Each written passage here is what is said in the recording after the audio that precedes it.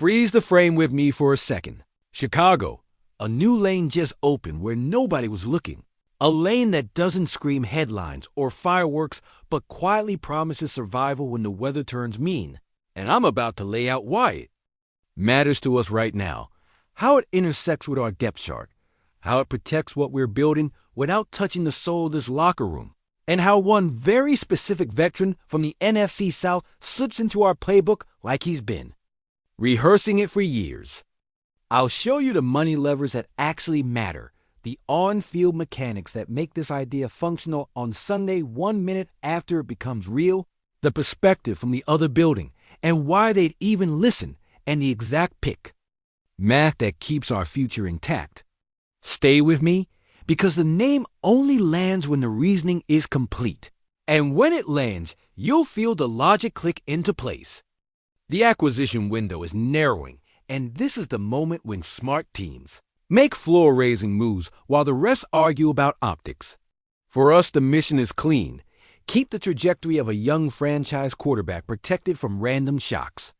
And keep the huddle steady if the season throws a blindside we didn't plan for. I'm not here to sell panic. I'm here to sell preparedness, the kind that good teams buy when they believe January is part of the plan, and not a distant dream. Start with football, not gossip. Our identity breathes through timing and structure. The run action that pulls linebackers a step forward, the glance and the drift that punish that step, the rhythm throw that turns 2nd and 7 into 3rd and 2, and lets our play callers stay in command. That's why the profile I'm describing is so specific. You want a quarterback who thrives in defined concepts, trusts the read, and delivers with tempo, especially off play action. The data says this veteran's efficiency off those looks is excellent over the long arc. His career play action QBR sits at 73.6, and that is exactly the kind of repeatable, low variance trait that stabilizes an offense when chaos brews. Yes, last season the interceptions were too many, 16, and at 37, the legs are not the point.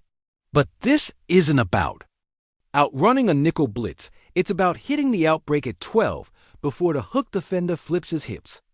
For what we do, and for what we may need for a few drives or a couple of weeks if fate ever tests us, that skill set is gold. Now trace the money pencils that people ignore until it's too late. There's a trigger in 2026 worth $10 million that complicates the long tail, and that's where the creativity begins. You can mitigate that exposure by getting cooperation from the seller to carry a slice this year, or by building an offsets tied to roster status after the trigger date, or my favorite, by structuring the compensation on a sliding scale. So the pick only escalates if the veteran actually plays meaningful snaps for us. That's grown-up football business. Not splashy, not reckless, just exact. The market will test our resolve, but it also tests the other side's reality, because the exchange only happens if both buildings can sell it to their rooms without blinking. In other words, you're not buying a new identity. You're renting certainty for a very specific scenario while keeping your future untouched. What about the other building? They didn't bring this player in to dump him for loose change, and they value stability just like we do. But deadlines squeeze everyone the same way. If the compensation is conditional and fair, and if the move doesn't torpedo what they want to be this season, the door stays unlocked. That's where the conditional 4 that becomes a 3 enters. My board. Tie it to active game thresholds. Tie it to team performance. Protect ourselves with de-escalators, and keep the number clean enough that we're not losing sleep in April. If they cooperate on the 2026 trigger exposure, and we cooperate on the escalation if he actually needs to play, that's how a sensible trade materializes in the real world.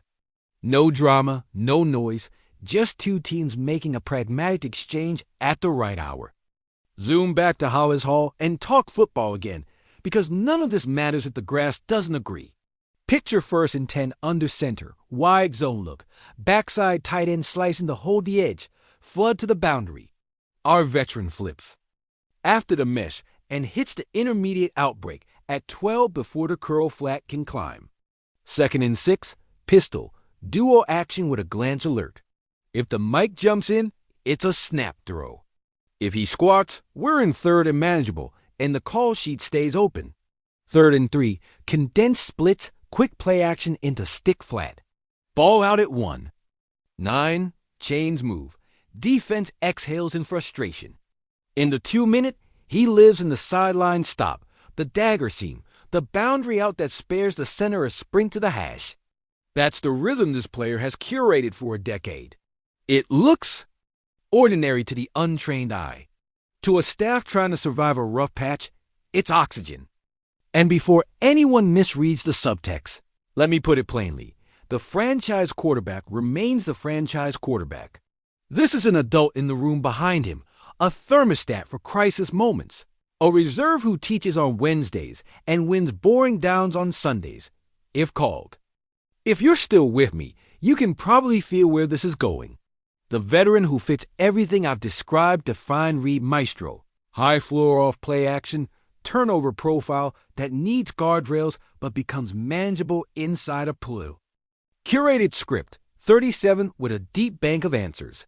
10 million trigger in 2026's Kirk Cousins of the Atlanta Falcons.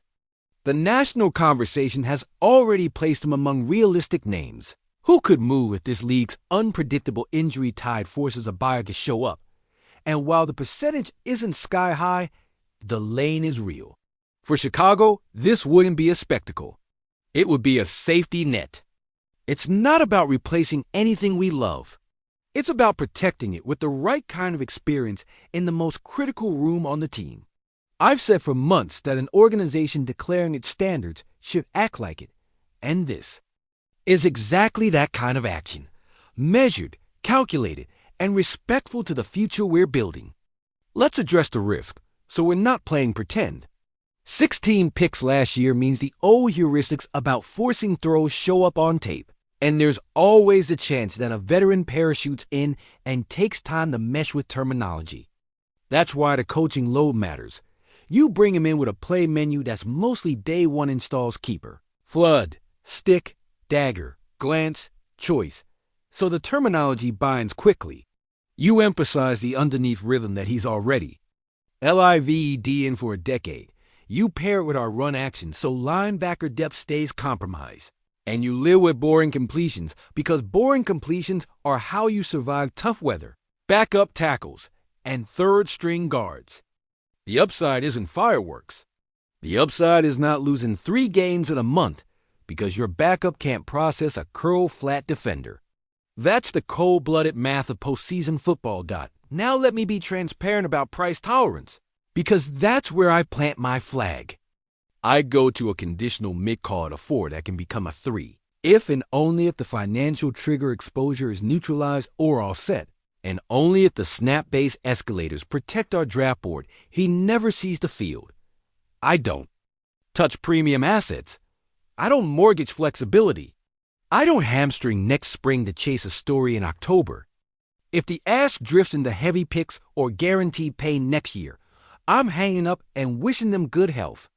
But in the sweet spot I laid out, this is exactly the kind of quiet move that good teams make while the discourse argues about shiny names. It's not shiny, it's structural. And structure is what wins when the margins get thin. Before I close, I want to bring you into the decision the same way I hear it discussed.